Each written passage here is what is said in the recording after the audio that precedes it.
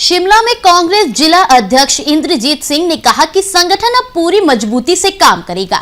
उन्होंने कहा कि हर वर्ग का ध्यान रखा जाएगा और कार्यकर्ताओं की समस्याओं का प्राथमिकता के आधार पर समाधान होगा। मुख्यमंत्री सुखविंदर सिंह सुक्खू के नेतृत्व में कांग्रेस सरकार की जन कल्याणकारी योजनाओं को जनता तक पहुंचाया जाएगा। इंद्रजीत सिंह ने केंद्र सरकार पर हिमाचल के साथ सौतेला व्यवहार करने का भी आरोप लगाया और मनरेगा के 60 से 40% फॉर्मूले पर भी चिंता जताई। में अगर देखा जाए, चाहे विधानसभा चुनाव की अगर हम बात करें, कभी भी कोई भी सरकार आज तक रिपीट नहीं कर पाई है। लेकिन अगर देखा जाए इस बार जिस तरीके से मुख्यमंत्री सुखविंदर सिंह सुक्खू का कहना है कि हमने सभी वर्गों का विशेष रूप से ध्यान रखा है। फिलहाल इस समय हमारे बीच मौजूद है जिला शिमला अध्यक्ष कांग्रेस इंद्रजीत जी, इनसे जाना चाहेंगे। सर, सबसे पहले आपका स्वागत है। Thank you so much. Sir, अगर देखा जाए जिस तरीके से कोई भी सरकार की अगर हम बात करें, हिमाचल का जब से निर्माण हुआ है तब से अगर देखा जाए कोई भी सरकार रिपीट नहीं कर पाई है। ऐसे में आपको ये बड़ी जिम्मेदारी दी गई है जिला शिमला कांग्रेस अध्यक्ष की, तो आप आने वाले समय में विधानसभा चुनावों को लेकर क्या रणनीति बनाएगी ताकि जो कांग्रेस है रिपीट करे, एक इतिहास रचे? देखिए, सबसे पहले तो मैं धन्यवाद करना चाहूंगा अपने शीर्ष नेतृत्व का, लेकिन साथ ही मैं ये कहना चाहूंगा कि देखिए, पहली बार कोई अल्पसंख्यक शिमला शहरी का अध्यक्ष बना है।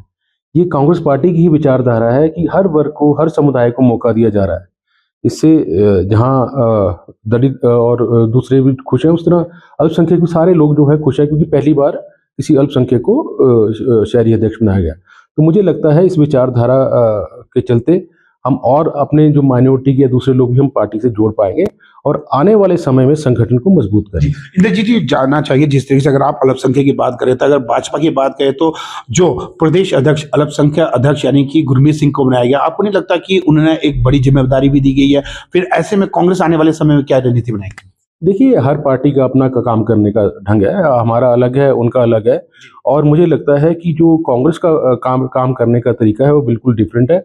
हमें अपने जो मेरे को दायित्व सौंपा गया, मैं उसके वो क्या कर रहे हैं उनसे हमने कुछ नहीं लेना, लेकिन हमें ये ज़रूर पता है क्योंकि पिछले काफ़ी लंबे समय से संगठन में थोड़ा सा गैप था, क्योंकि संगठन यहाँ पे मिसिंग था। अब जब संगठन बनाया गया, माननीय हमारे जो अध्यक्ष हैं विनय जी के अध्यक्षता में, तो मुझे लगता है कि बहुत ही अच्छे जो जिला अध्यक्ष भी इन्होंने अभी बनाए हैं और बाकी टीम भी हमें लगता है कि बहुत अच्छी बन के आएगी, शीघ्र बन के आएगी, और हम समय रहते एक ऐसी टीम तैयार करेंगे कि जो माननीय जो हमारे मुख्यमंत्री हैं सुखविंदर सिंह सुक्खू जी, जो उनके कार्य हैं, देखिए बहुत ऐसे कार्य किए गए हैं उन्होंने, जो अभी वर्कर का ये काम होता है कि वो कार्य को आम जनता तक पहुँचाना, उनके की क्या क्या स्कीम्स चल रही हैं, सरकार ने कैसे डिसीजन लिए हैं। तो मुझे लगता है इतनी आपदाओं के बाद, इतने चैलेंजेस के बाद जो माननीय मुख्यमंत्री जी ने जो कार्य किए हैं, उनको अब हमें वो समय आ गया है कि वर्कर को वो आम जनता तक उसको अवगत कराए। इंद्रजीत जी, अगर देखा जाए भाजपा का लगातार कहना चाहिए नेता प्रतिपक्ष यहाँ भाजपा विधायकों की बात करें, जिस तरीके से भाजपा कार्यकाल के दौरान हिम केयर योजना, सहारा योजना, गृहिणी योजना, स्वावलंबन योजना समेत अनेकों योजनाएं चली थी, जिसे सभी वर्गों का विशेष रूप से ध्यान रखा गया था। लेकिन अब जो सरकार आते ही इन सभी योजनाओं को बंद कर दिया गया है। इससे गरीब तबके लोगों को अत्यधिक परेशानियों का सामना करना पड़ा, और खासकर इसमें ये भी जोड़ना चाहेंगे जिस तरीके से महिलाएं लगातार कह रही है कि 1500 रुपए प्रत्येक महिला को अभी तक नहीं दिए गए। देखिए, पहले तो आते ही हमारी सरकार ने ओपीएस बहाल किया था, एक तो जो मेजर कार्य किया, लेकिन जो पहली भी जो पुरानी स्कीम्स हैं वो सारी ही जो हैं वो कांग्रेस के समय से चलती आई हैं।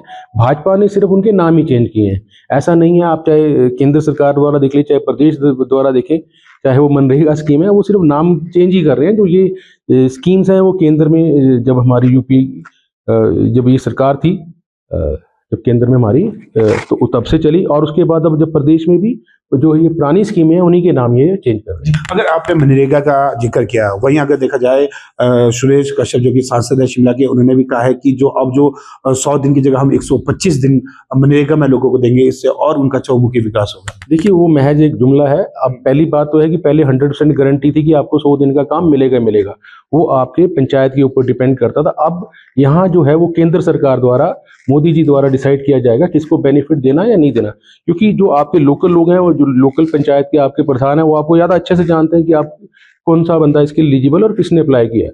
लेकिन अब यहाँ के लिए आपको दिल्ली से अप्रोच चाहिए, मुझे लगता है कि इससे आम आदमी को नुकसान होगा। अगर हम शिमला शहर की बात करें, शिमला शहर काफी कंजेस्टेड हो चुका है। जिस तरीके से यहाँ पर जो बसा था 10-20 हजार लोगों के लिए, आज 2.5 लाख से अधिक लोग बस रहे हैं।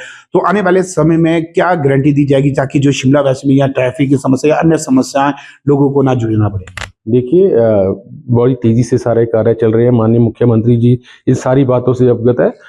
ऑफ कोर्स ये जो शिमला बना था 25,000 लोगों से के लिए बना था, आज पॉपुलेशन 3 लाख से भी ऊपर हो गई है। तो मुझे लगता है कि बिल्कुल ये काम किए जा रहे हैं और आने वाले समय में ये धरातल पे दिखेंगे। जी, ये थे जिला शिमला कांग्रेस अध्यक्ष इंद्रजीत जी। इनका कहना है कि जो शहर की समस्या और तथा संगठन को मजबूत करने की दिशा में जो भी उचित कदम होंगे उन्हें उठाया जाएगा ताकि जो कांग्रेस सरकार रिपीट हो। कामेश्वर शर्मा की रिपोर्ट शिमला से।